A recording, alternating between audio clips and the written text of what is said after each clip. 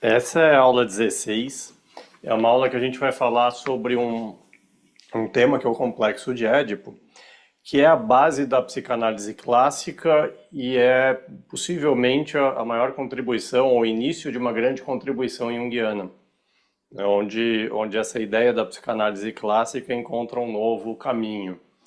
Eu vou, eu vou tentar dar essa aula em vários níveis diferentes, falando em diversas vozes, né? Então, falar da questão antiga, quer dizer, como isso foi feito na Grécia Antiga, depois como a psicanálise em Freud dá um início importante a essa que foi uma das obras mais famosas da história, e depois a gente vai tentar entrar com mais força em Jung e passar de novo um pouquinho para Freud, passando por Lacan, e eu usei um pouquinho do Junito de Souza Brandão, que é um autor que escreveu muito sobre a história, sobre os mitos gregos. A Cris gosta muito dele, né? É, A ele Cris deu uma dica de um livro, tá? Também dele, né? é uma obra que são três livros sobre Sim, mitologia grega, que ele é o maior estudioso de mitologia grega no Brasil, e ele traz uma abordagem junguiana dos mitos, então é muito interessante. que máximo. Então, eu vou começar com como essa peça acabou depois de pouco mais de um milênio, na verdade 1500 anos, trazendo sendo a base da psicanálise clássica, que é a psicanálise freudiana. Bom, o mito do Édipo Rei é uma tragédia escrita por Sófocles em 500 a.C.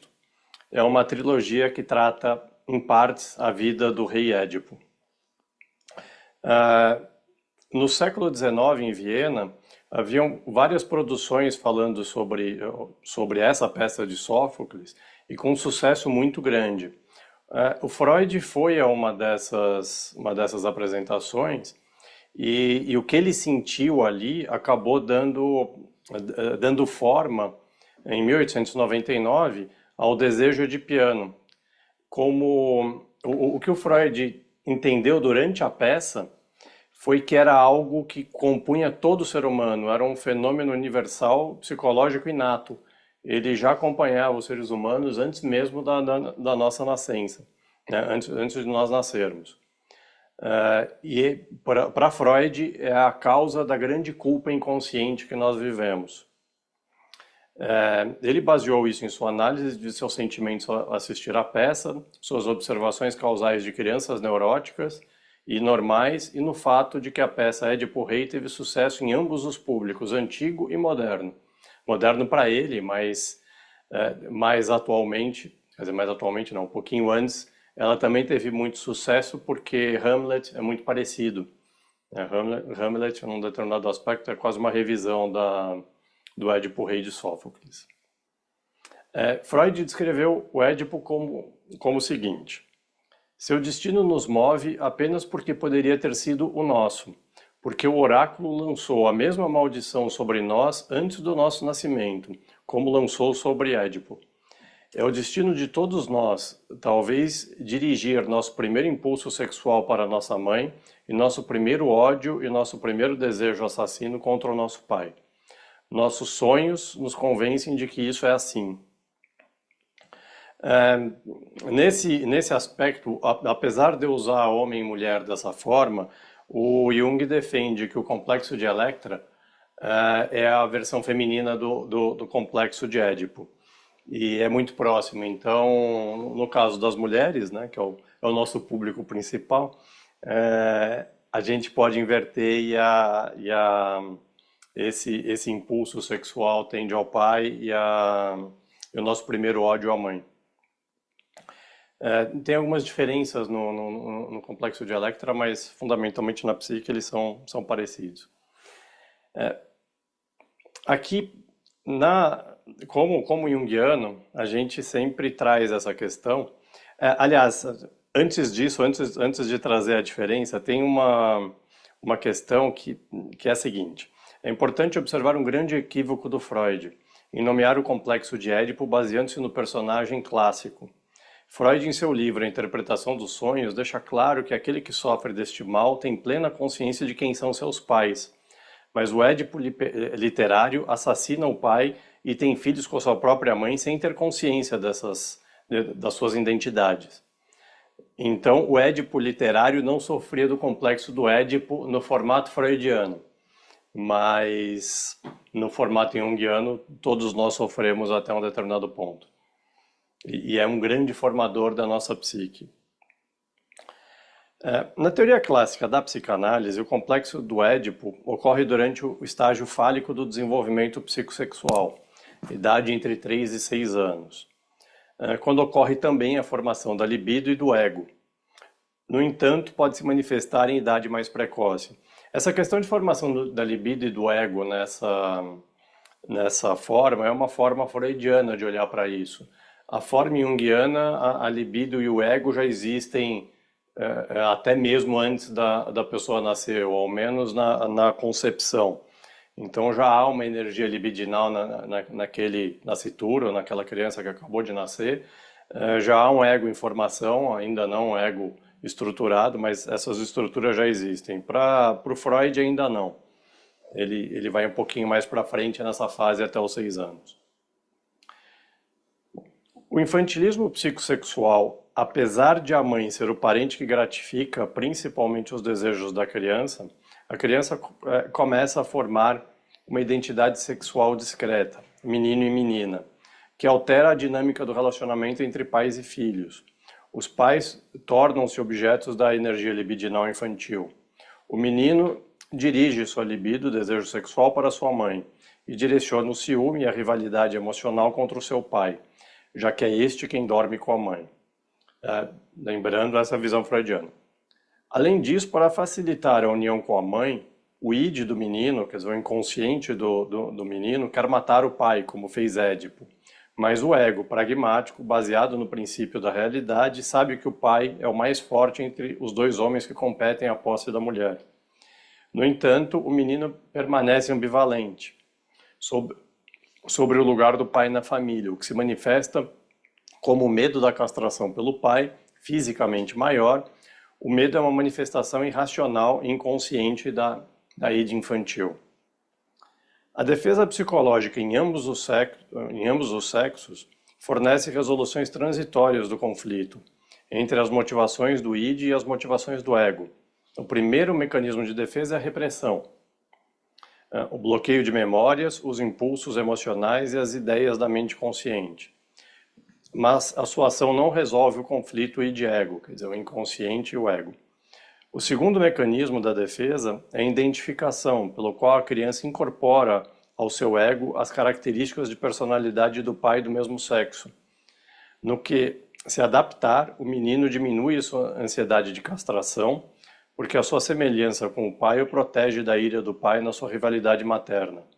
Ao se adaptar, a menina facilita a identificação com a mãe, que entende que, sendo do sexo feminino, nenhuma delas possui um pênis e, portanto, não são antagonistas. Essa é a ideia ao menos a ideia fundamental do Freud sobre o complexo de Édipo.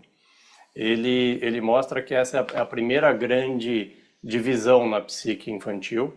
A psique infantil entende isso como algo difícil de ser compensado, mas usa estratégias para resolver essa briga, né, para resolver essa solução. E é engraçado que nos animais, de certa forma, a gente vê algo parecido. Obviamente, eles não têm as soluções que a gente tem, mas eles escolhem a quem eles vão se apegar e a forma como eles vão se apegar e ficam ali acho que para o resto das vidas, né? Ao menos com os gatos é assim. Com os cachorros a gente ainda está aprendendo, mas acho que a relação permanece. Né, Luke? Mas assim, segundo essa teoria, né, todas as pessoas sentem isso. Todas as pessoas passam por isso. Esse não é um fenômeno individual. A ideia é de que, em algumas pessoas, para Freud, ele é a origem das neuroses. Então, todos os males psicológicos nascem dessa primeira grande batalha. né, desse desejo por um dos pais, que não pode ser levado a cabo, porque a competição é muito maior, e a necessidade de autopreservação. Então há um desejo inconsciente de matar o pai do sexo oposto, e um desejo inconsciente de ficar com o pai, com a mãe, né, quer dizer, do mesmo sexo. Aliás, É o matar do mesmo contrário. sexo e ficar com o pai do sexo oposto, né? Então essa e todos os seres humanos passam por isso. A ideia é que os seres humanos passem por isso de maneira a solucionar, em parte ao menos, essa questão, justamente pelo medo da castração, por uma luta que não pode ser vencida, mas que em muitos casos é a origem, para Freud, é a origem de todas as neuroses. Por isso que, que a gente vê todas as brincadeiras sobre psicanálise, especialmente psicanálise freudiana, que a culpa de tudo é da mãe, ou a culpa de tudo é do pai, ou dos pais, no final das contas, né? Então, Então é por isso então que o homem, quando vai casar, procura inconscientemente uma mulher que representa a mãe e vice-versa. se você for olhar pelo lado freudiano dessa questão, sim, tem mais coisa aí, e daqui a pouco a gente vai ver, mas essa ideia esse complexo, ele meio que mostra o mundo e cria o nosso primeiro mundo, né? Esse mundo onde as figuras principais são os nossos pais, e são objetos de desejo e raiva e ira. São as estruturas onde a gente coloca todas as nossas energias libidinais, toda a nossa energia psicológica. E aí, mais para frente, se isso não tiver suficientemente resolvido, fundamentalmente, se os nossos pais não tiverem essa questão resolvida neles, nós vamos precisar fazer isso em nós mesmos. E à medida que nós não fazemos, a gente acaba tentando simular aquele desejo original do qual você nem mais tem lembrança. Então, é uma ideia de repetir aquilo que precisa ser repetido para que aquilo seja corrigido. Para Freud, é quase uma sentença, né? Se você conseguir funcionar de acordo com a sociedade, se você conseguir ainda viver apesar disso, tudo bem. Se você não conseguir, você precisa ser tratado, e aí ele tem algumas propostas nesse sentido. Mas a gente já vai ver a forma junguiana que complica um pouco as coisas, né? Sim, porque assim, eu acho isso muito interessante, porque quando você casa, né, assim, a primeira vez, porque hoje as pessoas estão no Casam várias terceiro, vezes. quarto casamento, né? Quando você casa a primeira vez, é muito jovem. Então você não tem muita a noção, muita consciência das coisas. Então, assim, tô olhando para mim, para o meu caso. Quando eu me casei com o Bruno, a gente era muito jovem.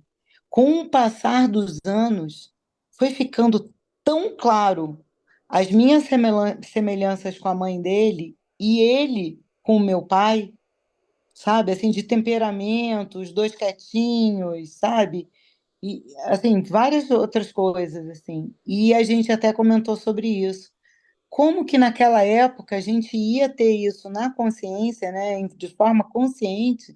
Não, eu vou escolher essa daqui porque é parecida com a minha mãe e eu vou dar continuidade aqui, né, a grande mãe.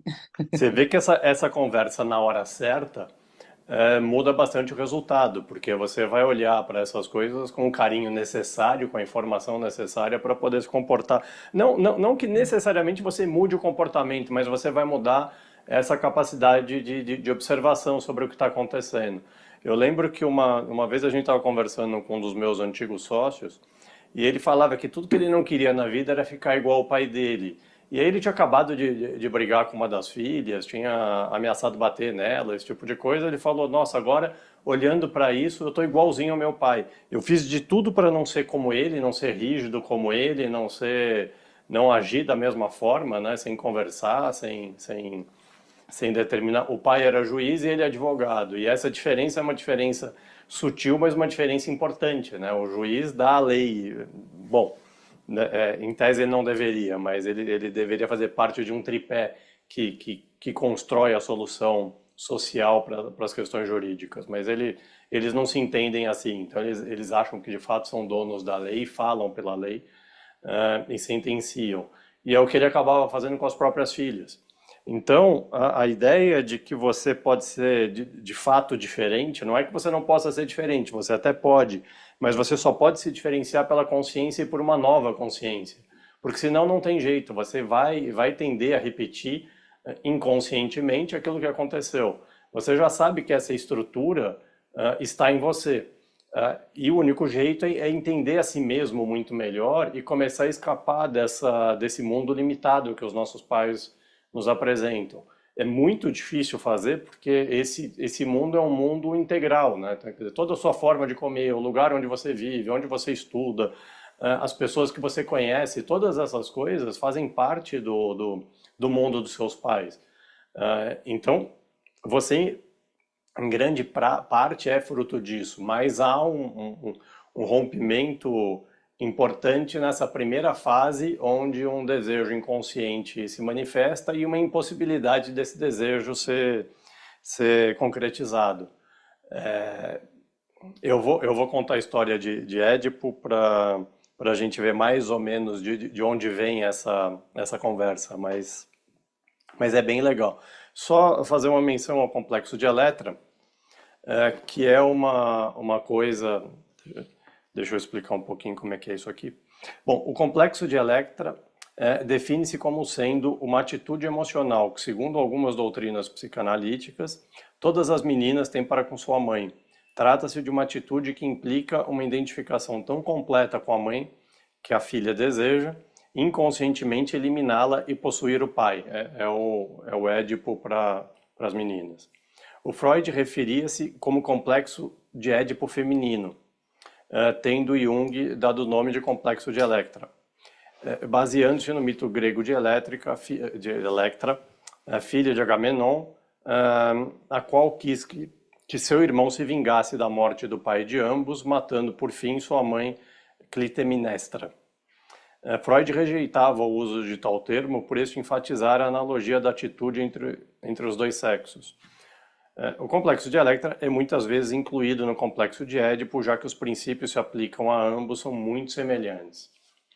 Então essa ideia, eu acabei colocando isso porque é importante a gente ter essa visão que serve para as duas coisas. Você já teve e já percebeu isso, né? Quer dizer, quando você fala do seu casamento e das similaridades, e não é algo simples de escapar, não é algo... A consciência sobre isso ajuda muito, a consciência sobre si mesmo é fundamental, mas basicamente, a gente até discutiu isso quando a gente olhou para essa questão a primeira vez, e nas aulas a resposta para isso eram gerações e gerações que tivessem feito análise. Se os nossos pais tivessem passado por análise, se os nossos avós tivessem passado por análise e tivessem entendido isso neles, ficaria muito mais fácil eles guiarem o caminho dos filhos, entendendo como essas coisas se formam, como essa estrutura se forma, e ajudando que os filhos superassem essa questão, para encontrarem mundos cada vez mais diferentes dos mundos dos próprios pais.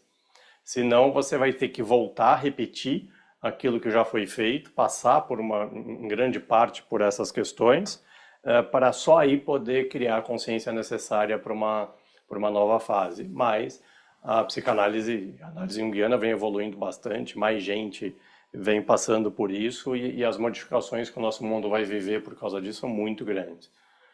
Então, imagina novos políticos, novos cientistas, novas estruturas se formando a partir de pais que já entendem muito melhor essas questões sobre si mesmo. Então, o Édipo tem essa característica formadora muito importante. Eu vou contar a história do Édipo agora, e depois a gente volta para Jung com um pouquinho mais de cuidado, mas esse é um assunto complexo de Édipo, dá para discutir em quase todas as coisas, quase que o tempo inteiro. Como a gente está falando de uma estrutura que praticamente já nasce com a gente, uma estrutura um complexo que vai nos acompanhar e nos formar, é algo bastante importante em toda a psicanálise, não há como escapar. Então vamos lá. O Édipo Rei é um personagem da mitologia grega e também uma tragédia escrita por volta de 427 por Sófocles. Trata-se de uma das tragédias gregas mais emblemáticas da história do teatro na Grécia.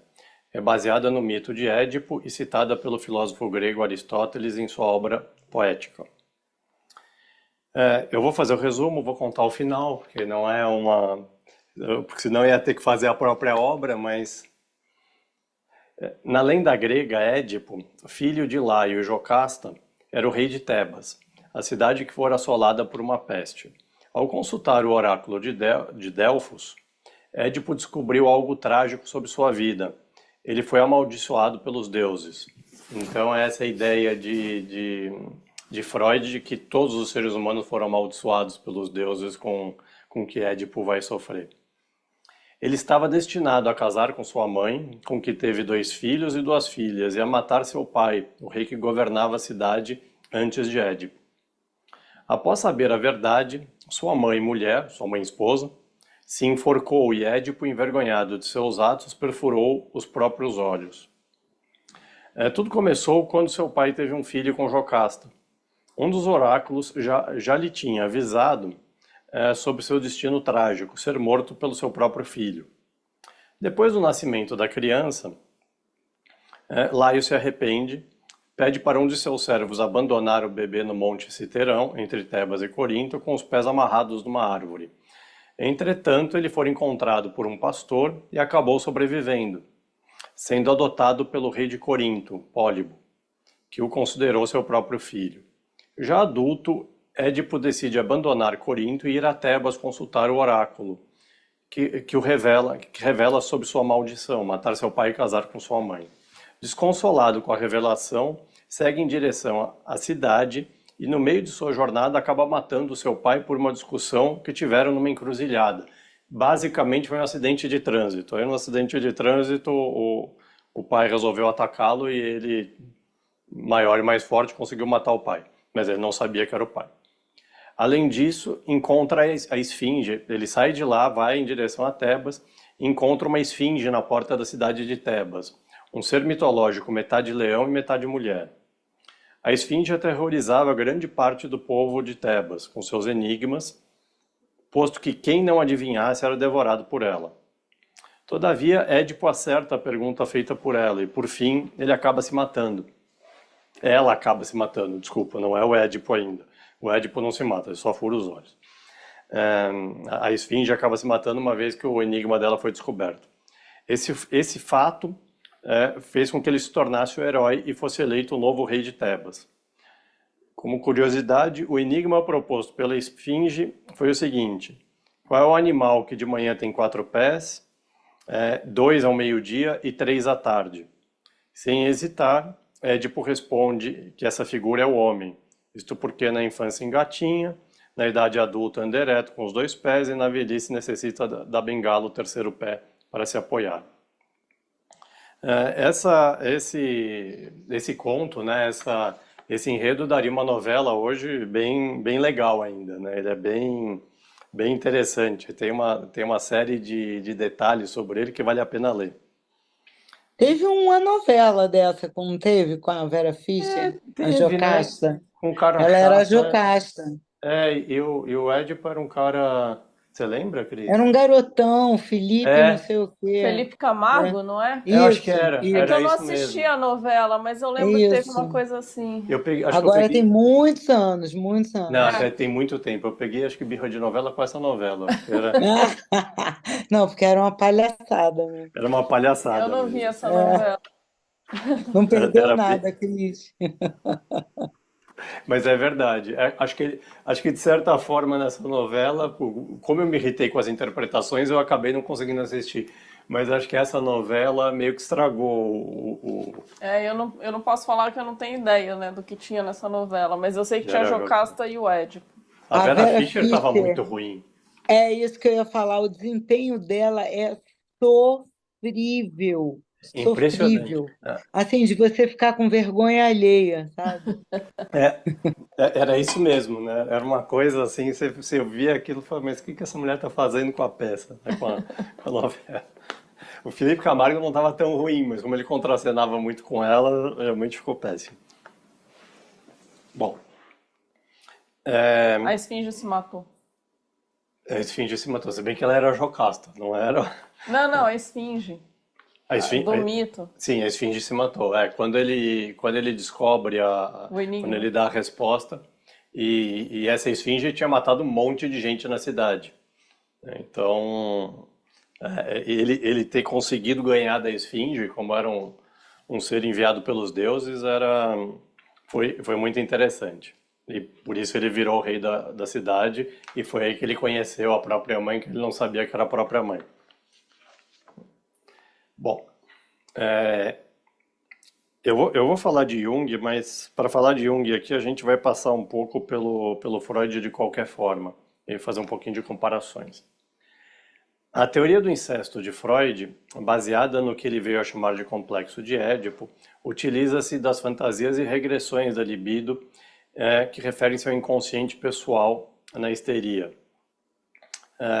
Para ele, aí a sombra se revela. Para Freud, esta é a origem das histerias e as motivações das neuroses. O Jung já tem uma visão bastante diferente e ele propõe que essa visão do Freud não seja levada a sério, ou tão a sério. Pois, além de improvável, o ato final dessa história é a volta ao ventre materno. Usualmente, este retorno se dá por via oral, pelo ser devorado e engolido. A evolução deste caminho nos leva à camada funcional mais profunda, nutritiva, anterior à sexualidade no mundo do lactente, né? No mundo do bebê que ainda está sendo nutrido. O complexo de Édipo transforma-se no complexo de Jonas-Baleia, que apresenta variantes como a bruxa, que come crianças, o lobo, o ogro, o dragão. O medo do incesto se transforma no medo de ser devorado pela própria mãe. A libido vai perdendo a sexualização à medida que regride até fases pré-sexuais da primeira infância. Ainda assim, a regressão continua, passando pelo estado intrauterino pré-natal, que não é para tomar ao pé da letra, saindo da esfera da psicologia pessoal para penetrar na psique coletiva. O Jonas, que foi engolido pela baleia, vê os mistérios dentro da barriga da baleia. Nesse ponto, a libido atinge um estado primitivo, o qual pode usar como base para libertar-se do abraço materno e trazer à superfície uma nova possibilidade de vida. Para Jung, o que realmente acontece na fantasia do incesto e ventre materno é o mergulho da libido no inconsciente, onde provoca, de um lado, questões infantis e, de outro, se conecta a arquétipos, com característica compensadora e curativa, como os mitos sempre tiveram. E esse é o ponto fundamental. Para o Jung, essa não é uma maldição colocada no ser humano pelos deuses, que de certa forma era o que o Freud sugeria, né? Era algo com o qual você é nascido, o qual você não podia escapar. Para o Jung, esse mecanismo de aprofundamento da própria psique é onde você vai buscar novas forças, novas energias e aquilo que de fato você é, onde você vai receber quase que uma espécie de sopro divino novamente, por parte desses grandes arquétipos a que você serve. Então essa é a ideia que trazido a esse ventre original, você consiga se recuperar, pegar aquilo que você precisa e partir para uma nova fase. Então a ideia freudiana, de certa forma, nos mantinha presos numa histeria ou na histeria e numa forma que não havia muita libertação possível. A sugestão do Jung é que você passe por dentro dessa questão complexual, faça a regressão psicológica necessária e saia renovado. É a ideia daquela luta contra o dragão. Nesse aspecto, a mãe é o dragão que precisa ser vencido por um novo herói, né? Por alguém que vai conseguir ser devorado e de dentro dela sair uma coisa nova, quase um segundo nascimento. É isso que eu ia falar, é um renascimento, É né? um renascimento. Mas aí é um renascimento através da consciência consciente do processo, porque o primeiro você não vai ter nem memória, nem lembrança e nem muita coisa para se conscientizar. É engraçado que nesse prédio aqui que a gente está, tem uma microfisioterapeuta, e essa linha de raciocínio da microfisioterapia invariavelmente fala dos problemas maternos na sua gestação. E é engraçado porque eu vi três pessoas falarem, as três pessoas contaram exatamente a mesma coisa. E ela fazia esse negócio, mas ela não sabia que ela estava olhando para uma questão que todo ser humano passa de alguma forma, e pode, como Freud, querer culpar essa estrutura original, ou numa forma mais junguiana, passar por dentro dela. E eu expliquei para a moça, né, quando eu fui fazer uma sessão com ela, e ela ficou meio assim, falando, mas então o que eu estou falando está errado? Eu falei, não é o que você está falando está errado, só que é uma outra fase do desenvolvimento dessa própria estrutura. E para mim já não funciona mais desse jeito, então eu não vou me chocar com essa situação, com essa história, porque eu já entendo, né? Aí ela fala, eu preciso aprender sobre isso, preciso pesquisar. E é engraçado que a nossa quiropraxista, que nessa época estava em outro prédio, já tinha passado por ela, tinha falado, nossa, ela falou tanto das fases do meu pré-nascimento, dos problemas, por que eu tenho problemas físicos hoje por causa do que aconteceu no meu nascimento e antes mesmo do nascimento. E eu ouvi aquilo, né, a gente já entendia, mas eu não sabia de onde ela estava tirando. Aí quando eu fui fazer uma sessão com ela, que para mim era uma sessão de fisioterapia em pequena escala, mas não era até era em parte, né? Até isso era verdade, era uma fisioterapia muito mais delicada, mas tinha toda essa parte psicológica que em tese era o que encantava as pessoas, era basicamente mostrando para a pessoa o próprio complexo de Édipo. E as pessoas se Eu nunca ouvi encantavam com isso. falar, nunca ouvi Oi? falar. É uma linha, na realidade, até fazer a primeira sessão, eu nunca tinha ouvido falar. Em tese, a primeira sessão é uma sessão em três partes. Ela nunca me chamou para as próximas, então acabei ficando só na primeira sessão. Mas e a quiropraxista mudou para a mesma sala dela. Ela mudou de prédio, veio para esse prédio e ficou na mesma sala dela. Aí um dia eu chego lá e falei, nossa, mas você veio para cá justamente para microfisioterapia. Mas é interessante, porque qualquer mal das pessoas, você pode, se você regredir o suficiente, você sempre vai chegar nesses pontos. O Jung sugere que você continue avançando nessa regressão, quer dizer, continue retrocedendo e passe por dentro, né? O ego tem defesa suficiente para não se perder completamente, ao menos na maioria dos casos, hoje em dia, né? Mas há muito mais tempo atrás isso era muito mais difícil. Bom, no Freud, tem-se a impressão que a origem da neurose está em um passado longínquo, quando na realidade a neurose é refabricada dia a dia. Essa é uma revisão junguiana também, sobre essa questão das neuroses. Para o Freud é um estado em que você fica preso, para o Jung é um estado que se repete, você está preso, mas ela sempre se repete, sempre se reconstrói. A escola freudiana estacionou no complexo do Desculpa, Édipo, Muniz, quem sempre se reconstrói é a neurose? a própria neurose. Uhum. Que, que Porque terrível. Mas olha, por isso que para os gregos antigos, quando eles olhavam para isso só podia ser obra de um deus. Porque só algo com uma força tremenda poderia te fazer repetir aquilo que você não queria repetir de forma nenhuma. Então tinha que ser um poder maior do que o seu, tinha que haver uma capacidade muito maior do que a sua envolvida nessa situação.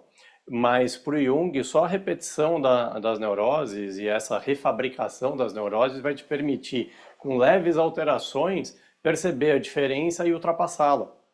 Então, só assim você é capaz de reconstruir um mundo, porque é uma tarefa hercúlea, né? É uma tarefa enorme. Se a gente considera que nós estamos condenados no primeiro momento a repetir os nossos pais, nós também vamos ser obrigados a criar um mundo novo. Esse mundo novo pode ser muito parecido com os dos nossos pais ou já pode ser razoavelmente diferente. Óbvio que limites sempre vão existir para isso, né? Não é. Eu quero ver quando os primeiros seres humanos forem para Marte, o que eles vão fazer lá. Se de fato eles vão ser marcianos ou vão ser terráqueos em Marte, que é o que se propõe. E aí não pode dar certo, porque aquele é um outro planeta. Fora o fato de ser árido, essas coisas todas, a atitude precisa ser muito diferente. O conjunto de complexos, a forma como os arquétipos vão funcionar também é diferente. E vão ter outras formas de crescimento, de compreensão. Tem um seriado de ficção científica chamado Far Cry. E ele fala um pouco disso, porque os seres humanos passam a habitar o sistema solar inteiro, e aí os seres humanos que estão na Terra são muito diferentes dos seres humanos que nascem em asteroides, em luas, em naves e coisas assim. Como a gente está espalhado, né, está por todo lugar, você vê que essas pessoas têm comportamentos completamente diferentes porque as condições originais delas foram completamente diferentes. Até um outro filme, que eu não vou lembrar o nome agora, dessa criança que nasce Marte, eu tava pensando em nesse Marte, filme. ele nasce com condições fisiológicas que faziam com que a Terra não fosse muito viável para ele. Ele tinha um problema no coração quando lá o coração dele não precisava de tanta força.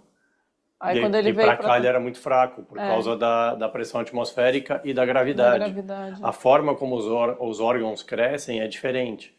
Então, imaginando isso na psique de uma criança, a forma como alguém vai lutar Deixa eu com os lembrar. pais, né, e vai...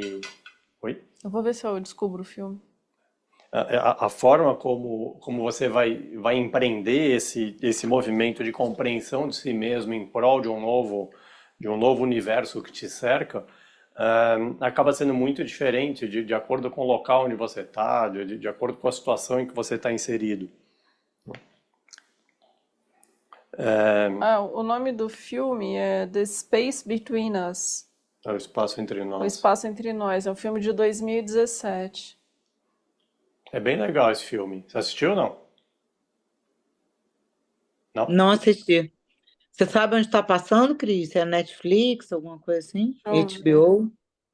É, Munir, isso que você está falando, óbvio, em menor escala, a gente aqui no planeta Terra, né? Um brasileiro é completamente diferente do escandinavo, nos costumes, no comportamento, na biologia, né? Assim, o cara é mais alto, é outro tipo, né? Biotipo, né?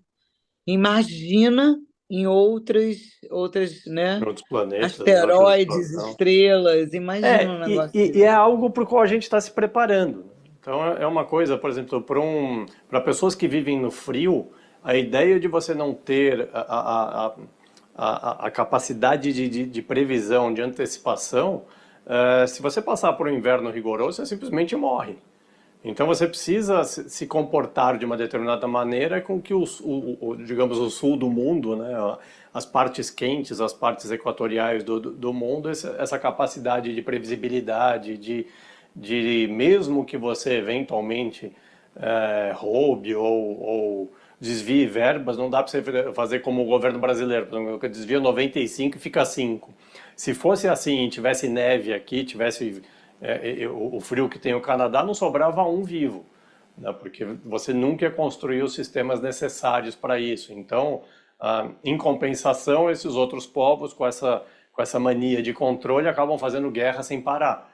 Então, a psique encontra compensações nas duas coisas. A gente tem muita corrupção porque a gente, digamos, o nosso herói é um anti-herói, é o Macunaíma. O herói deles não, tinha que ser mais parecido com Hércules ou um herói militar, né? E são diferenças. Para aqueles nórdicos, eles tinham, a forma deles conhecerem o mundo era atacar outros povos. E à medida que eles participavam dessas lutas, eles traziam as novidades para o povo deles. Então, num determinado aspecto, eles sempre foram muito mais comunistas. Então, eles sempre trabalharam muito mais pela comunidade e só funcionavam enquanto tinham força para funcionar. Mas também era uma característica do frio. era uma característica do tipo de vida que eles levavam. Eles não tinham acesso à agricultura avançada, eles não podiam criar cidades grandes, eles não podiam fazer muita coisa. Porque a situação deles, apesar da natureza ali ser fantástica, ela também é deprimente, né? Ela deprime a psique, ela deprime as estruturas. E por mais que você avance, como acho que em vários aspectos eles estão no topo da humanidade hoje, eles também têm limites em outras áreas. Então você nunca vai ver grandes populações lá, você nunca vai ver as soluções deles no resto do mundo. A ideia...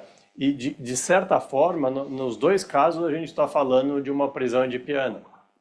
Uma prisão que só pode ser solucionada passando por dentro do problema e escapando dessa estrutura através da consciência, que é a proposta junguiana. Aqui ela perguntou onde está esse filme, né? Está na Amazon Prime, no Google Play e na Apple TV. Opa, Google Play. Vou hoje. Peraí. Mas a mais barata é da Amazon Prime. Tá, como é mesmo o nome do filme? Um Espaço Entre Nós. É bem legal. A ideia é interessante, né? O filme não é fantástico, mas a ideia é legal. É um romance, assim, meio adolescente, sabe? Mas... tem esse ponto. Tem esse ponto do... É tudo que eu estou precisando. Então, assiste que é legal. Bom, então vamos lá. A escola freudiana estacionou no complexo do Édipo. Segundo Jung, vários dos problemas ligados a essa visão. Conceito exclusivamente sexualista. Não reconhecimento da característica exclusivamente masculina. Não reconhecimento de que a sexualidade não é o único fator dominante no processo psíquico. E o incesto é muito mais uma expressão do instinto religioso do que sua causa. Para Jung, os instintos fazem parte da totalidade da vida, são ordenados e submetidos à totalidade. E a tarefa do psicoterapeuta deve ser a de auxiliar a reparação e a elevação dessa totalidade. A finalidade da educação não pode ser a criação de racionalistas, materialistas, especialistas, técnicos ou outros similares, que, inconscientes de sua origem, se precipitam abruptamente no presente, contribuindo para a fragmentação e destruição da sociedade. Assim, nenhuma psicoterapia que restringe seu campo de visão a um único aspecto pode levar a resultados satisfatórios de cura. E isso aqui, para o Freud, era um crime hediondo por parte do Jung. Tanto que eles romperam a amizade, né? A forma como isso acabou acontecendo, porque a ideia do Jung Mas é que esse você... foi o estopim, assim, do rompimento? Em grande parte, sim. Em grande parte, sim, porque um tem uma visão centrada na neurose, tem uma relação sexual com desejo do incesto, que se apresentar como neurose precisa ser resolvido, senão não é um caso para ser tratado e a pessoa que continue. Só que o efeito colateral disso é você formar pessoas incompletas, pessoas incapazes de olhar para o mundo de uma outra forma, de uma forma mais ampla, de uma maneira mais interessante. Então a ideia do Jung é que você aumente a totalidade, que você perceba que os instintos podem ser reinterpretados e redirecionados através de uma nova consciência sobre isso, o que significa que todo mundo é passível de análise, né? E a ideia de que o analista deve estar dentro de todos. Para Freud, não. Freud queria uma ciência médica e ele queria lidar com algo que ele pudesse determinar e dizer, olha, isso aqui é uma doença e como doença precisa ser tratado dessa forma. E esse é o remédio para essa doença e essa é a pretensão de cura ou ao menos de manejo. Para Jung, não. Para Jung é a origem de toda a possibilidade e capacidade do ser humano de inovar, de trazer algo muito além do limite que os seus pais te mostraram, né? De ir muito além, né? de reconstruir essa estrutura. E a recomendação dele, o caminho dele para isso é por dentro dessa questão do incesto, de ser de fato devorado pelos pais e sair por dentro deles para uma uma nova vida. Bom, no Freud, o complexo de Édipo é a representação inconsciente pela qual se exprime o desejo sexual ou amoroso da criança pelo genitor do sexo oposto e sua hostilidade para com o genitor do mesmo sexo. A inversão é possível e é chamada de Édipo invertido. E a mescla das duas formas se chama Édipo completo. É porque o Freud fazia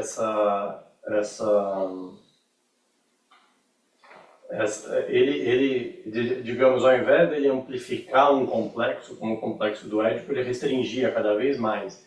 E cada vez criava categorias e subcategorias, e cada vez, num determinado aspecto, ele criminalizava a ideia, como se aquilo tudo fosse de fato uma doença. Isso acontecia para o Freud entre os 3 e 5 ou 6 anos, e o declínio dessa fase se chamava período de latência. Para ele, o complexo de Édipo desaparece como complexo de castração, pois o menino reconhece na figura paterna o obstáculo à realização de seus desejos, abandona o investimento feito na mãe e evolui para uma identificação com o pai, e mais tarde uma outra escolha de objeto de desejo. Mas aí vem o que você falou, que o objeto de desejo acaba sendo o primeiro objeto de desejo, você acaba desejando alguém muito parecido com a própria mãe. O menino sai do Édipo através da angústia da castração. A menina ingressa nele pela descoberta da castração e pela inveja do falo. De novo em Freud. Na menina, o complexo se manifesta pelo desejo de ter um filho do pai. A menina se desliga de um objeto do mesmo sexo e se liga a um do sexo oposto. A Édipo, Freud acrescenta a tese da libido única, de essência masculina, que cria uma dissimetria no Édipo masculino e feminino. Ele fala sobre essa questão da libido ter uma característica masculina, porque é aquilo que te impulsiona a fazer algo no mundo, a transformar e a penetrar o mundo. Então, para ele dá essa característica de essência masculina, tanto no homem como na mulher. O primeiro objeto, a mãe, submetida à premissa universal do pênis, este é o falo na teoria, que não lhe falta nada. Tudo tem pênis. Freud diz que quando a menina reconhece a diferença entre o que ela e o menino têm, separa-se de sua mãe e a responsabiliza pela sua falta. A sua falta de pênis. Essa é a ideia freudiana desse caminho. O Jung chancelava isso? Para ele não era esse o ponto. Para ele não era uma ideia ele, especialmente no estudo das neuroses, não estava completa, especialmente na histeria feminina, que era algo que acontecia com muita frequência na época, e normalmente era objeto da análise, não estava muito fora, mas não era a filosofia muito maior pela qual ele estava se desenvolvendo. Então, no início sim, depois não. Mais para frente ele entende de uma maneira completamente diferente. Bom, assim, disse que a falta da relação à premissa universal do pênis, bom, peraí, deixa eu voltar um pouco aqui que eu me atrapalhei um pouco, mas aqui. A fala da menina seria: não tenho porque ela não me deu, e ela não pode dar porque ela também não tem. Então se disse que lhe falta em relação à premissa universal do pênis. A mulher muda de objeto da mãe para o pai e teria que mudar de zona do clitóris para a vagina. Essa separação marcada pela agressividade orienta a menina para o pai, de quem deseja obter o pênis sob a forma de filho. E é engraçado, a gente viu um caso concreto desse, a gente ainda estava iniciando no curso de Jung, de uma mãe que falava, né? Ela conseguiu ter um filho depois de um bom tempo. Ela falou: agora finalmente eu tenho um pênis para mim. E você lembra desse caso? Eu lembro bem desse caso. Ela queria ser menino. Ela queria ser menina, lutava judô, fazia E toda. ela é super masculina. E quando ela teve o filho, ela deixou bem explícito que agora ela usava até um termo mais chulo para falar, mas era exatamente esse o sentido. Agora, gente, coitado desse menino, né? Sim, Você imagina o massacre da serra elétrica em cima dele. Porque porque o falo é dela, né? ele, ele não pode nem usar, já nasceu com. Já nasceu emprestado. É, essa inveja aparece em três sentidos. A Tá transformação do dando interferência no som. é, Vai e volta, vai e volta. Agora muito Quer forte. tentar usar o meu? acabou a bateria. Pega o meu aqui. Isso aqui, se ele ligar, desliga, tá?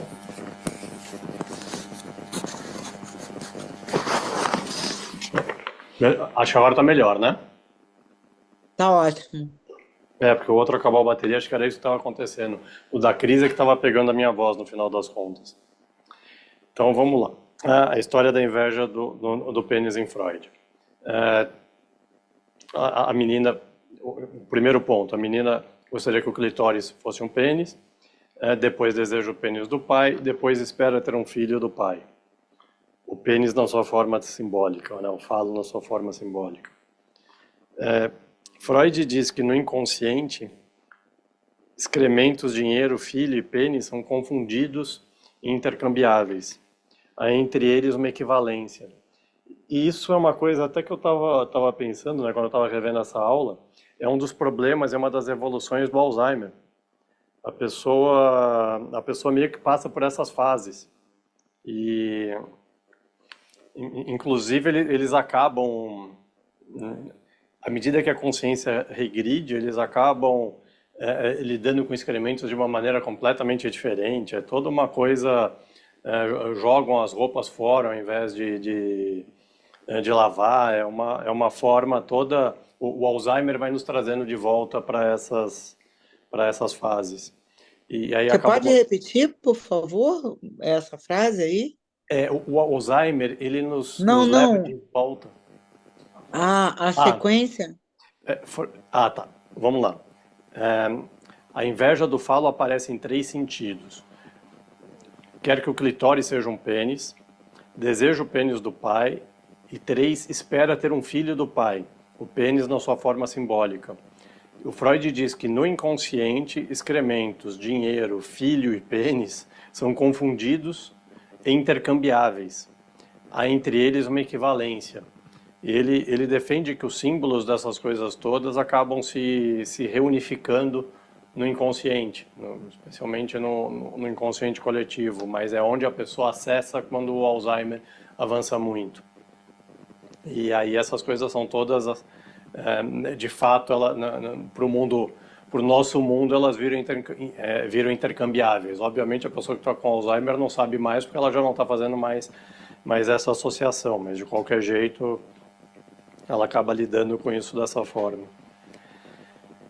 Eu vou falar rapidamente sobre Lacan, que em 53, Lacan era um freudiano, que conseguiu ser expulso da escola freudiana, mas a ideia fundamental dele era freudiana e ele evoluiu bastante Freud.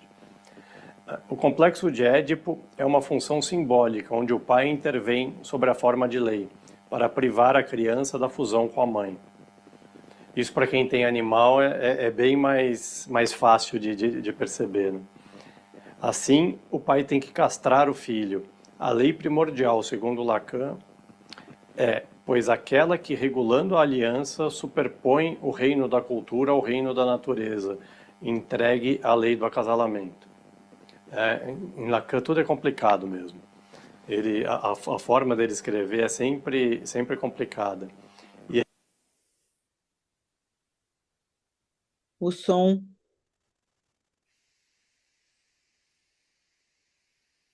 sumiu.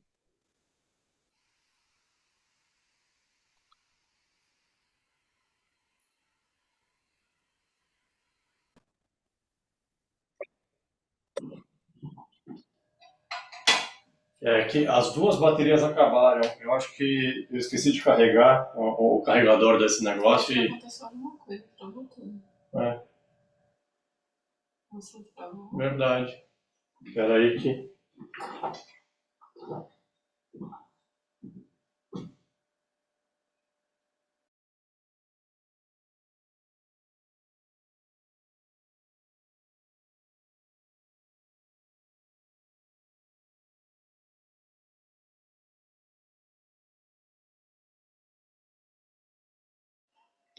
A câmera travou.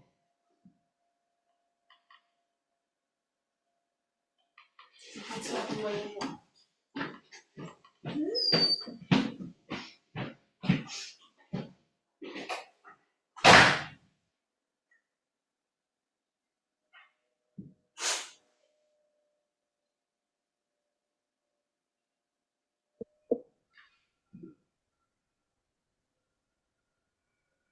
Voltou, Voltou? Tá. Então, peraí. voltou. O áudio também? Também. Peraí que. É engraçado que acabou a bateria, a câmera travou. Tá. O áudio é um pouco. O áudio não, o vídeo é um pouquinho diferente, mas acho que vai funcionar bem assim. Sim, tá ótimo.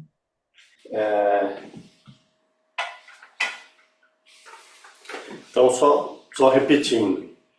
A lei primordial, segundo Lacan, é aquele que, regulando a aliança, superpõe o reino da cultura ao reino da natureza, entregue a lei do acasalamento.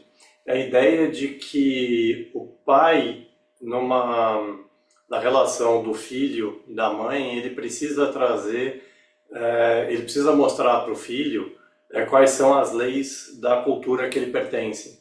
Então o pai vai fazer essa separação do filho da mãe, porque a mãe e o filho, nessas primeiras fases, vivem em Ouroboros.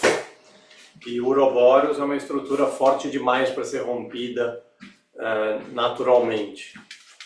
Ainda assim é natural, mas o pai tem essa função. Então o pai vai fazer a separação necessária, porque não separado Ouroboros, a gente acaba tendo outros problemas psicológicos bem maiores depois. E aí acho que um dos melhores exemplos é o filme Psicose. Então, um filho preso na estrutura da mãe de uma forma bastante perigosa. Ah, só pra. Eu não sei se você assistiu, falando no filme Psicose, fizeram uma série, né? Que é muito boa. Muito boa, chamada Bates Motel. Que Ah, eu sei, eu não vi, mas tá no Netflix, não tá? não sei, Eu faz acho muitos que anos sim. que eu assisti e ela Eu vi, não assisti. É boa? Vale a é pena? boa, porque eles contam a história do Norman Bates na adolescência, como ele foi formado, né? Como ele se torna um psicótico e a Ah, relação dele com a mãe. E aquela atriz está sensacional no papel de Norman. Ela é ah, nova e ele é Norman. Ela é Norma Bates, ele é Norman Bates. Ela tá sensacional. Então, que o ótimo, ótima ator dica. também, o ator tá muito bem no papel do psicótico. É verdade. Ainda em Lacan, o nome do pai. Só um instantinho, só para terminar essa história de filme, eu tô assistindo de novo Interestelar. Ah, que é Ah, muito bom. Interestelar é bem legal. E assim, tem uma coisa que aquele ator me irrita profundamente, porque ele só fala sussurrando, né? Ele é meio chato mesmo. Gente, ele é muito chato, então eu fico pensando, meu Deus, eu vou até o fim. Eu já vi, eu tô vendo em 5 vezes, mas eu vou Mas é chegar até o super bom fim. esse filme, é muito bom.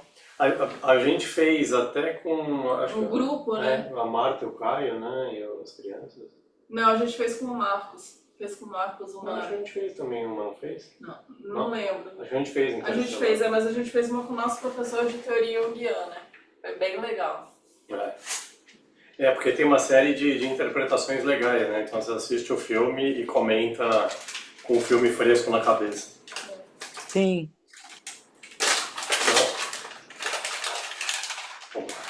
O nome do pai, como significante privilegiado, já marca sua presença na mãe. Apoia-se na castração dela e torna possível a emergência de sentido. É porque a falta na mãe que o filho tem a significação de falo. É nessa falta que reside a importância do Édipo da mãe. Essa é a ideia do Lacan, que é uma evolução já bastante grande de Freud, né? Ele já tem uma visão de que essa estrutura e essa superação, entre aspas, do Édipo é algo necessário para uma civilização baseada em determinadas regras e conceitos mais modernos. A gente precisa ter essa apresentação do mundo pelos pais, a gente precisa, em parte, isso é aceito porque a criança percebe que falta algo ao Ouroboros, que em tese é o todo. E só essa nova estrutura e essa fase do pai é que permitem essa superação, porque senão a gente teria uma civilização que produziria muito pouco. Então assim você consegue amplificar, mesmo ainda preso no Édipo, mas você consegue amplificar muito até onde a humanidade vai. A humanidade vai cada vez mais rápido. Agora, no Junito de Souza Brandão. O Junito ele traz as eríneas, que a gente está assistindo um seriado chamado Caos. Né? E é um seriado, é como se os deuses gregos ainda tivessem vivos até hoje e incomodando bastante. Então é um seriado que está na Netflix. É meio, eu nem sei dizer se é legal, tá entre legal e chato. A gente costuma dormir. É bom para dormir. Mas ali ele mostra as eríneas, que são deuses que espelham a culpa recalcada e destrutiva, o tormento do remorso. Então essas eríneas perseguem as pessoas que são condenadas por elas, e essa pessoa acaba se matando, né? ou pedindo ou desistindo, né? Morrendo de alguma forma auto-infligida. E de fato isso está em todo ser humano. Como a Jocasta que se mata no Édipo, quando descobre o que fez, e o Édipo que fura os próprios olhos. Aí o Junito também traz a Eumênides, que traduzem a mesma culpa, mas dessa vez conscientizada e assumida, convertida em sublimidade produtiva e arrependimento libertador. Quer dizer, se você supera a questão edipiana, você ainda assim vai ter a culpa, mas essa culpa é convertida em algo sublime, produtivo e libertador. Então também tem deusas para isso, que são essas Eumênides. O simbolismo que substitui aquele dos olhos furados assinala porque o doente da alma, o neurótico, cego pelo recalque, atormentado pela culpa, perseguido pelas eríneas, não pode curar-se a não ser que se torne cego para as seduções e se conscientize da culpa. No templo de Apolo há a seguinte inscrição: conhece-te a ti mesmo. Quer dizer, a ideia de que os gregos já naquela época tinham um conteúdo que levava a ideia de que o único jeito de você escapar é conhecendo a si mesmo. Até por isso Jung defende esse caminho. Não é uma questão neurótica que precisa ser ultrapassada via, entre aspas, cura externa. Ela precisa ser resolvida dentro de si mesmo e através do próprio centro. Você vai ter que voltar a esse caminho, entender onde você simula e repete os seus pais, passar por dentro dessa estrutura, reconhecer a estrutura e encontrar o seu caminho, encontrar uma saída por dentro desse caminho. E essa saída vai ser sempre original. Eu até tenho um quadro, não sei de onde foi que eu tirei isso, é um quadro que mostra o que eles chamam de Ouroboros iniciático de Édipo. E é basicamente um ciclo do herói, mas é um ciclo do herói com uma escapatória. É uma forma de... Porque o Édipo, apesar dele ter furado os olhos, ele deixa de ser o rei de Tebas e vai embora, mas ele ainda tem uma vida. Ele tem uma vida e aí ele passa a entender muito mais o que ele tinha que fazer. Na peça eles não seguem muito, mas ele não morreu, ele sobreviveu. E Jocasta não, nem o marido, quer dizer, o marido de fato foi morto pelo próprio filho, que não sabia que era filho. Como ele tentou resolver isso se livrando do filho, em tese ele queria matar o filho, mas aí com pena ele simplesmente pediu para que o funcionário sumisse com o filho e deixasse que os deuses decidissem, né? Então amarra ele pelos pés e vê se os deuses decidirem que ele morra, que morra. Se não, tá vivo e vai viver a vida dele longe. Mas nem isso foi suficiente, porque não dá para escapar dessas estruturas. Elas vão se repetir, e elas vão se repetir justamente para que você possa reconhecer o mundo dos pais e ultrapassá-lo, sem ficar preso àquela sensação original do Ouroboros materno. Aquela sensação, aquele conjunto que é extremamente limitante, porque se você fica preso no Ouroboros materno, em grande parte você ainda é o bebê da mamãe, né? Você ainda é um filho que não pode ir muito longe, e aí a psicose se instala. Aí há algo na psique que deu muito errado.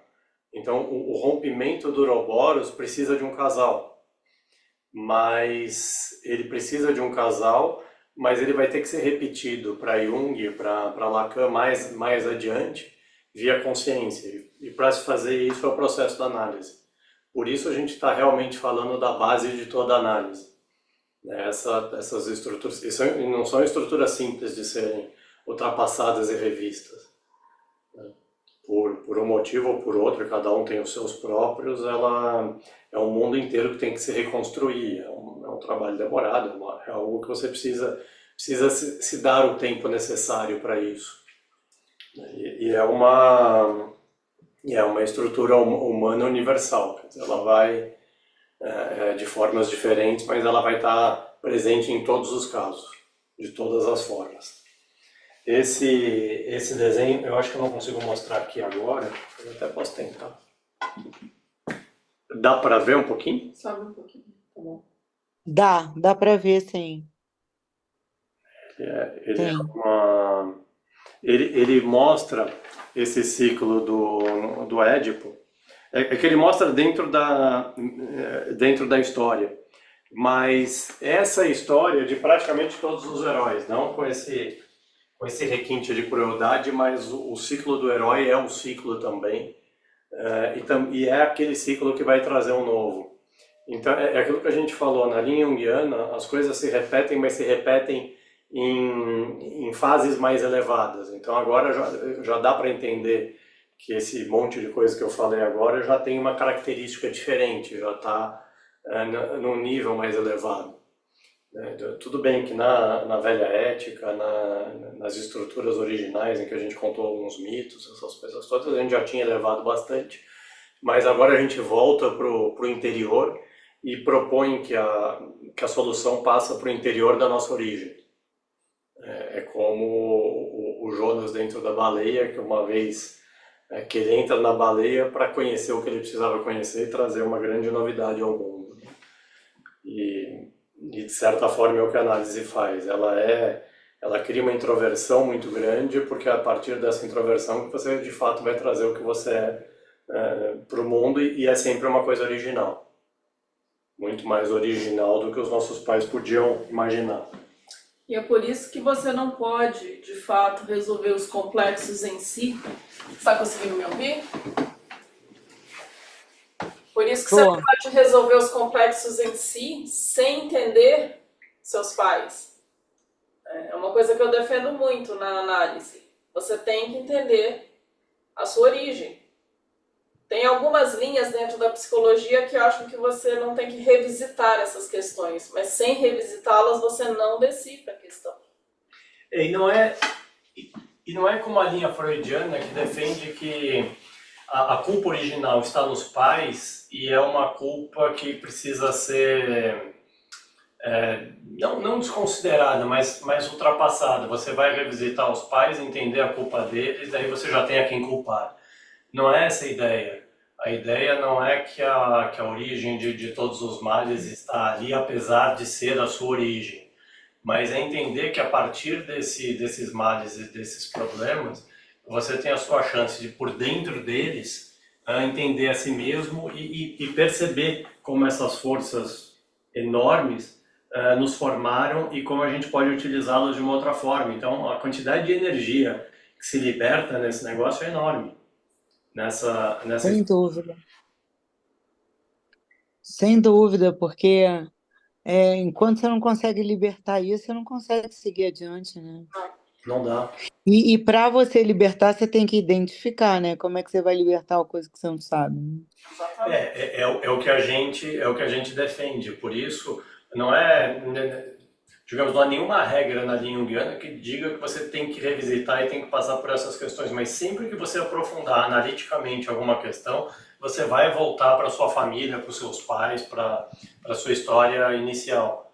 Então não é uma necessidade, mas acaba sendo sempre um achado, sempre algo que quando chega a hora de você se reinventar, você vai ter que revisitar.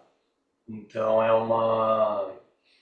porque dali vão surgir essas energias todas. É que o Jung fala, digamos, o seu contato com os arquétipos que te controlam, que te impulsionam, vai estar ali também. Então essas estruturas mais fundamentais vão estar nesse ponto. Eu acho que num determinado aspecto, pensando sobre o Alzheimer, ele pode ser exatamente a rejeição a esse contato original.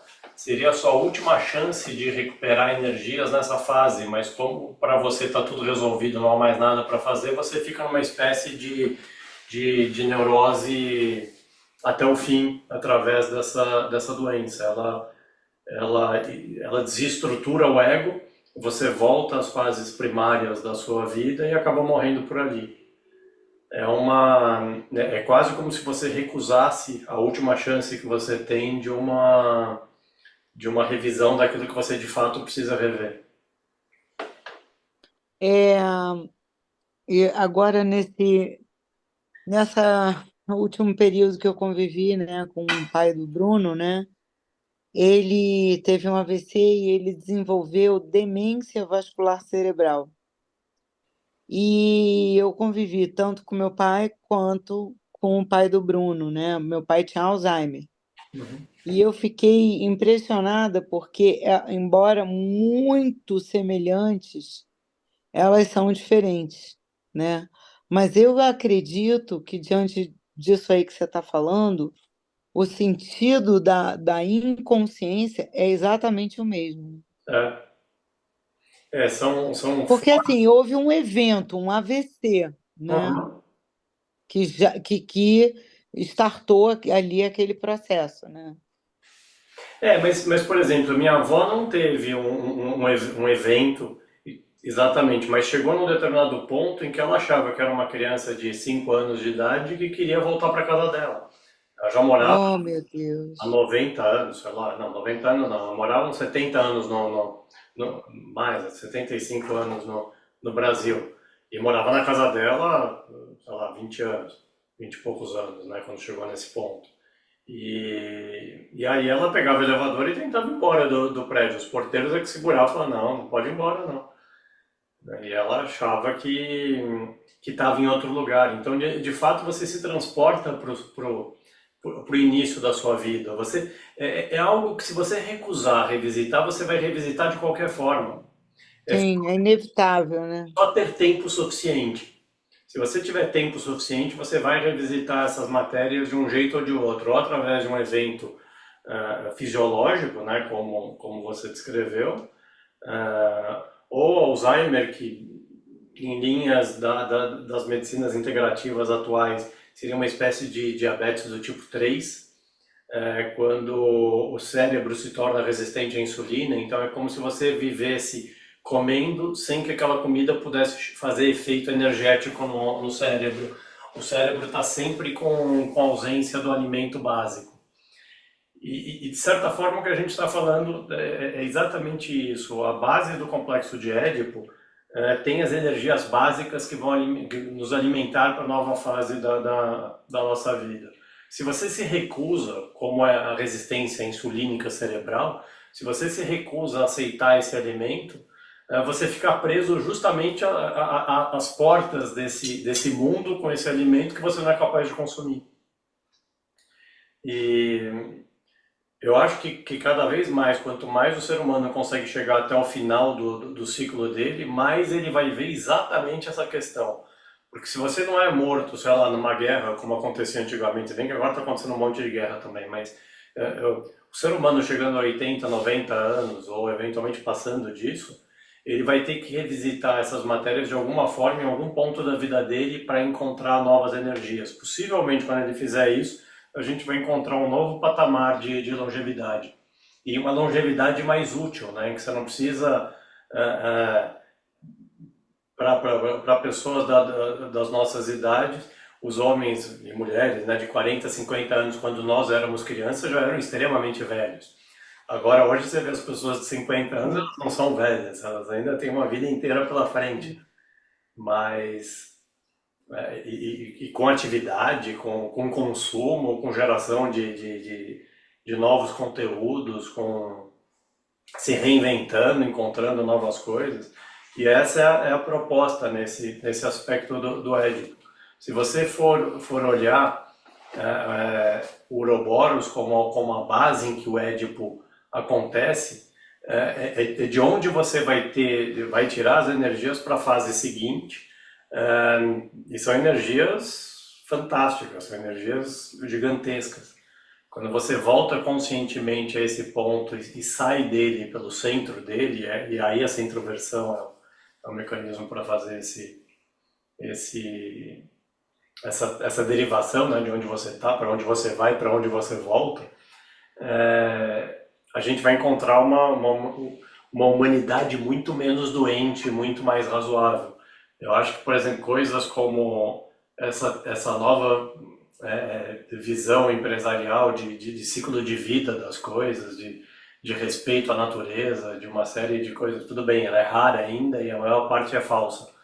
Mas quando ela acontece de verdade, ela já traz coisas fantásticas, né? Você já tem uma ideia de uma economia circular em que você não vai destruir aquilo que te alimenta. Você vai, de fato, se reintegrar à natureza e ajudar a natureza que você consumiu a reviver cada vez mais forte. E isso é, em parte, uma compreensão dessa questão edipiana. Muito do que é a nossa vida, por exemplo, a própria percepção de antes e depois, a percepção de estar no Ouroboros e depois ser retirado deles pela estrutura paterna, a ideia e esse tipo de conteúdo definem muito o que é a nossa capacidade de percepção das nossas próprias mudanças e do que muda ao nosso redor. É assim que a gente passa a entender o mundo de uma maneira mais funcional. Quando isso não acontece, você acaba tendo problemas bastante graves e o mundo fica muito estranho. É um mundo onde você é chutado do Ouroboros sem uma lei, sem uma nova lei para que você se submeta e depois ultrapasse, te deixa preso, praticamente preso no próprio Ouroboros, só que vira um circo de terror, né? É como se fosse uma roda da Sansara, né? É. E essa questão da neurose é assim, como Freud tivesse vacinado, né? Todo mundo vai ser neurótico. Todos nós somos neuróticos. Ele meio que... Através da análise, da terapia, você consegue melhorar as gerações futuras. É isso? Essa é a ideia. Porque à medida que você avança, mesmo que seja pouco, e escape dos limites impostos dessa relação primal, né, nessa relação com o mundo que os nossos pais nos deram, e você avance um pouco, esse avanço ele é composto, porque você avança um pouco, as pessoas, seus filhos, ou as pessoas que você influenciou vão avançar um pouco mais, e as novas gerações vão... digamos, esse avanço é quase uma expansão do próprio universo, né? Uma coisa que Aliás, é algo que até a ciência sabe hoje em dia, né? A velocidade de expansão do universo, como o universo já se expandiu muito, é maior do que a própria luz. Mas é mais rápida que a própria, digamos, a evolução do espaço, o crescimento do espaço é maior que o crescimento da luz. Isso traz outros problemas teóricos e práticos, mas para a nossa psique é a mesma coisa. Então, você avançar um pouco já é muita coisa. As gerações anteriores avançavam muito pouco. Quer dizer, o filho de um Sim. sapateiro seria um sapateiro talvez um pouco melhor do que ele, ou um sapateiro frustrado, mas ainda assim um sapateiro. E agora a gente já começa a ter outras coisas. E através da análise a gente tem um instrumento bastante novo. Mesmo que os gregos já sugerissem, né, o conhece-te a ti mesmo, foi uma coisa que a humanidade demorou milhares de anos para conseguir encontrar uma forma desse processo acontecer.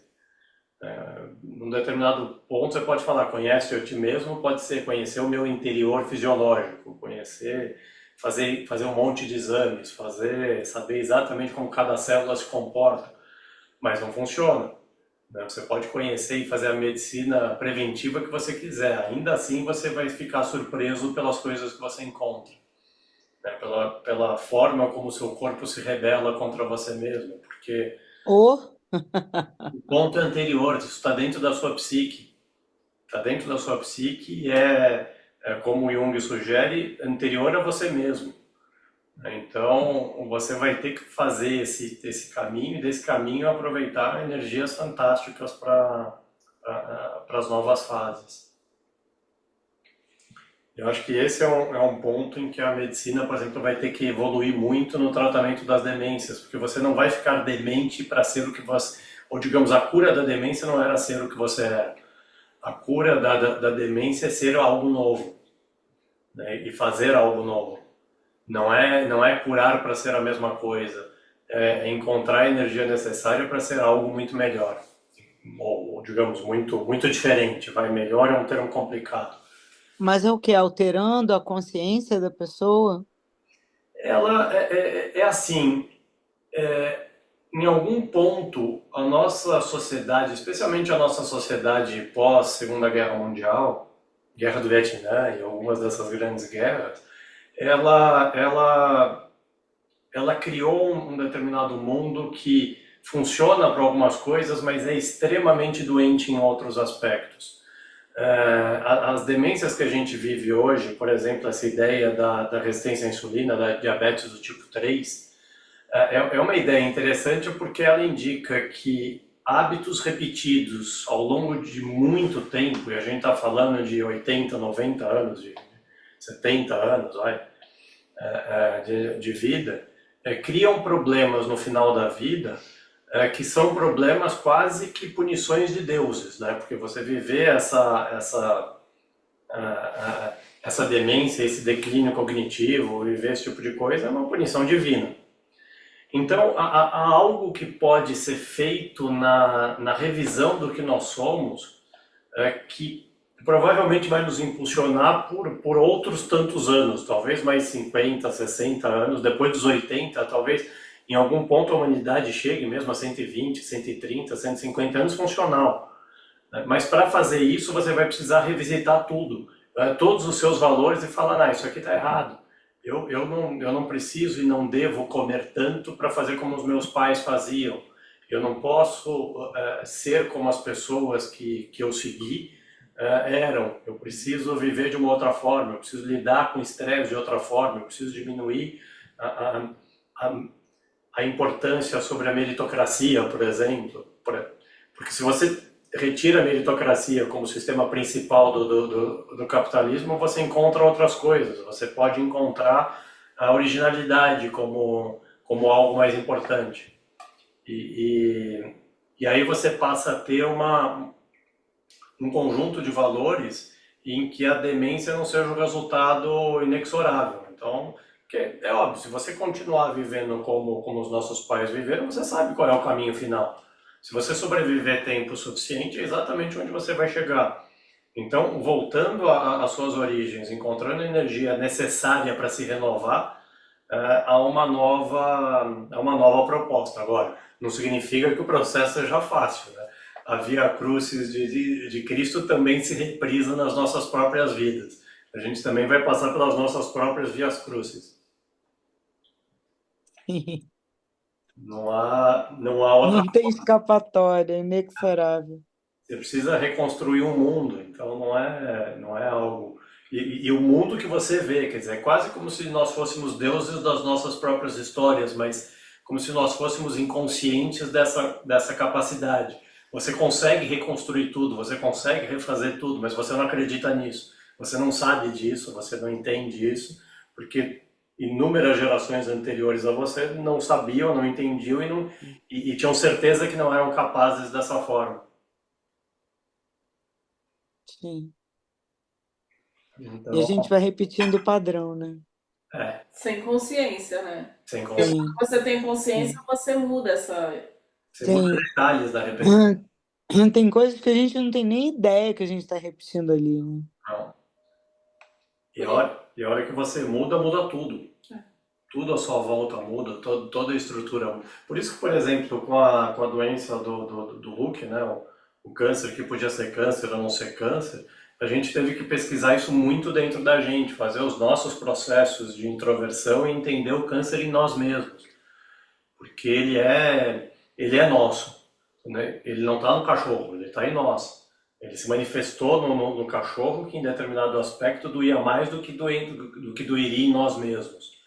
Mas era algo que a gente precisava olhar com o cuidado necessário e revisar essas coisas em nós mesmos. E as doenças nos nossos entes queridos, nos nossos animais, especialmente nos nossos animais, tem essa característica na gente. Mas é ver, se o médico te fala isso, você fala, bom, peguei um charlatão pela frente, né? O cara tá, tá tratando uma coisa dentro da base da minha psique e ele não pode fazer isso. E você vê como é que o Luquinho chegou aí para evoluir vocês, né?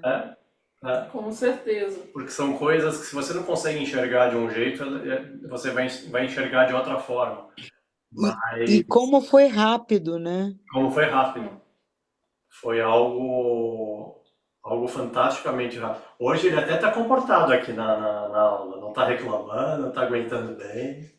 Daqui a pouco ele vai começar. Daqui a pouco ele começa. Ele é um querido, gente, um fofo. Mas foi super bem a forma como se resolveu, porque a gente trabalhou isso da gente mesmo, mas é o tipo de coisa que, tudo bem, com clientes de análise, eventualmente você pode tentar, pode ajudar, pode fazer sugestões, mas fica mais fácil fazer isso num curso, por exemplo, falando do complexo do Édipo agora, do que na análise tradicional. Na análise tradicional, o equivalente ao que a gente está discutindo agora são uns 5, 6 anos de terapia. Então, mesmo assim, com muito cuidado. Por isso que a terapia é algo para a vida, né? Quando as pessoas perguntam há quanto tempo de terapia eu preciso, eu falo a vida toda. Porque a ideia não é ficar num consultório a vida inteira, mas sim que você tenha a condição de desenvolver essa capacidade analítica em si mesmo. Sim.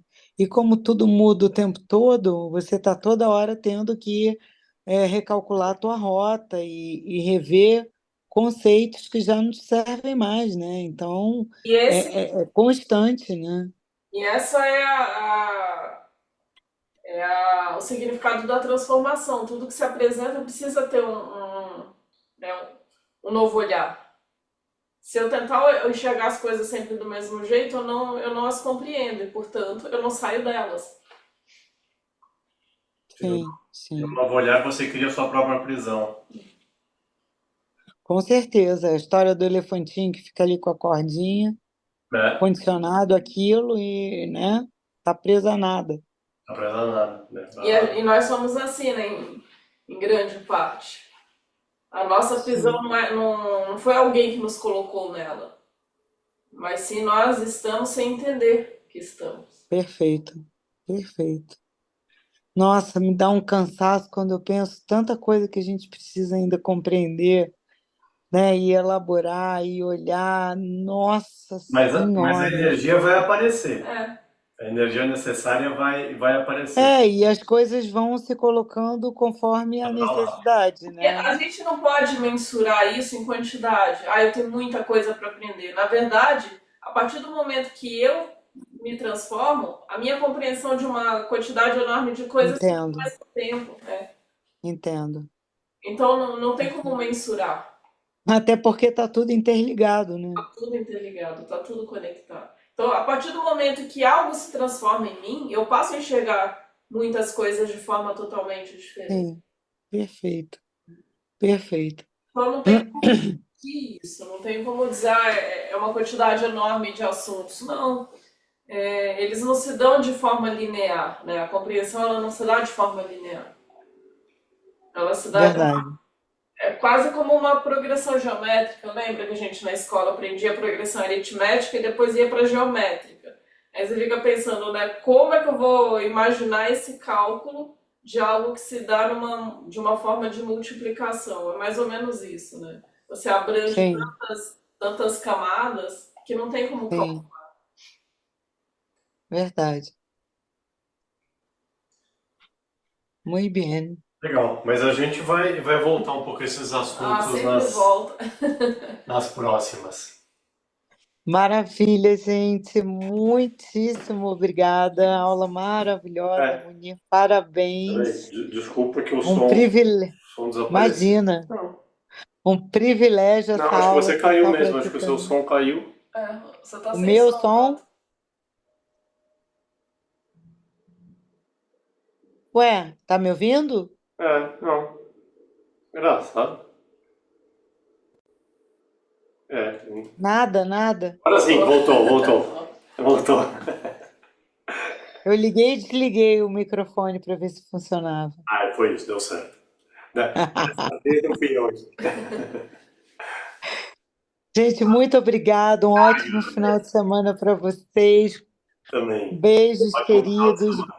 Vamos tentar manter Tá a bom, semana que vem para a gente ter as duas no mês. Para não ficar estressado, combinadíssimo. tá bom? Tá bom, combinado. Então, a próxima aula é Tchau. domingo. Beijo, gente. Muito obrigada. Boa noite. Tchau, tchau. Tchau.